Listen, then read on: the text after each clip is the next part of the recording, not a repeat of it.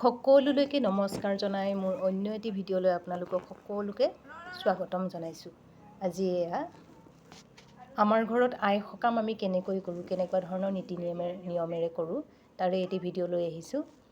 এতিয়া সকলোতে আই গোসানী ফুৰাৰ নিয়ম বুলি বিশ্বাস কৰা হয়। এয়া হ'ল পচলাটো হৈছে কাটি বাছি থোৱা হৈছে ইয়াতে। পচলাটো আমাৰ আই সকামৰ এটি অপৰিহাৰ্য নৈবেদ্য। সকলোৰে আই সকামৰ নিয়মবিলাক বেলেগ বেলেগ। আজি আমাৰ ঘৰত আমি আচলতে শলিতা লগোৱা বা ভিতৰপকীয়া মানুহ, আহোম জনজাতিৰ মানুহ, টাই আহোম। গতিকে আমাৰ ঘৰৰ কেনেকুৱা ধৰণৰ নীতি নিয়মেৰে আমি আই সকাম কৰোঁ তাকেই আপোনালোকক দেখুৱাব খুজিছোঁ। এয়া আই সকামৰ বাবে পায়সৰ চৰুটো পতা হৈছে।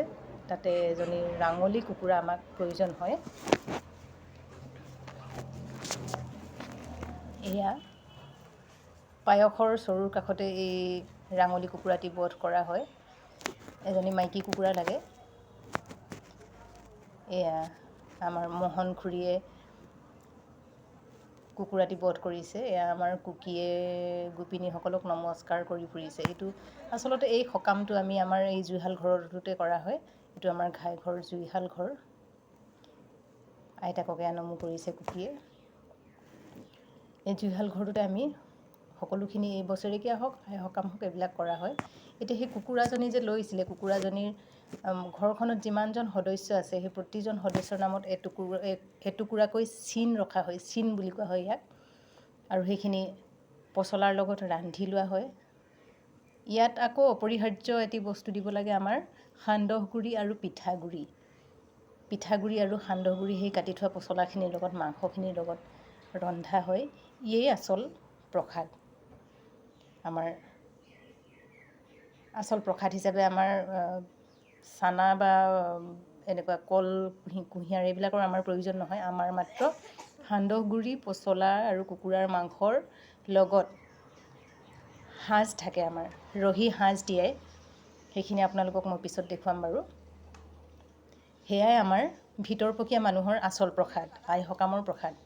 আৰু লগতে পায়স থাকে।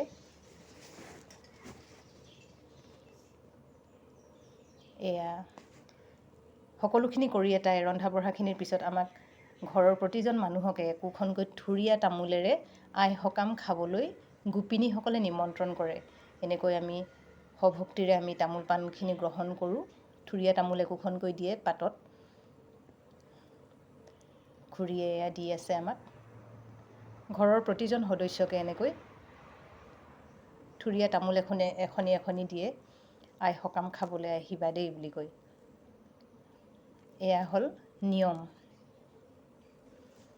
এয়া আমাকো দিছে এয়া তামোল পাণ, থুৰীয়া তামোল।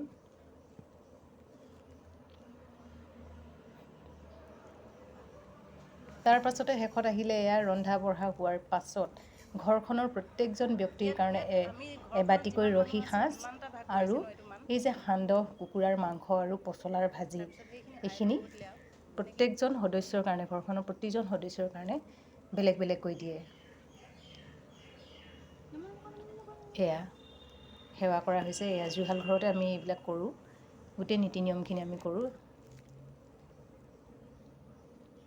এয়া সেৱা সৎকাৰ কৰাৰ পাছত ধুনীয়াকৈ ঘৰৰ মানুহখিনিক, প্ৰতিজন সদস্যক পাত পাৰি বহুৱাই লয় আৰু বহাই লোৱাৰ পিছত এনেকৈ প্ৰত্যেককে একোটি ভাগ দিয়ে। এয়া দেখিছেনে বাৰু? এয়া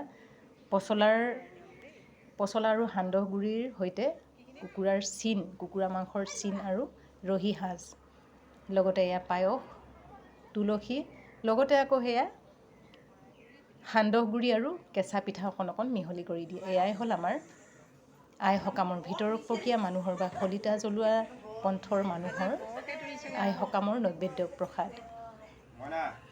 সেয়া গোটেই ঘৰৰ মানুহখিনিকে প্ৰসাদ বিতৰণ কৰাৰ পিছত গোপিনীসকলে তেওঁলোকে দিওঁতে থওঁতে দায় দোষ নালাগিবৰ বাবে তেওঁলোকে আকৌ সুন্দৰকৈ প্ৰাৰ্থনা গাই আশীৰ্বাদ লয়।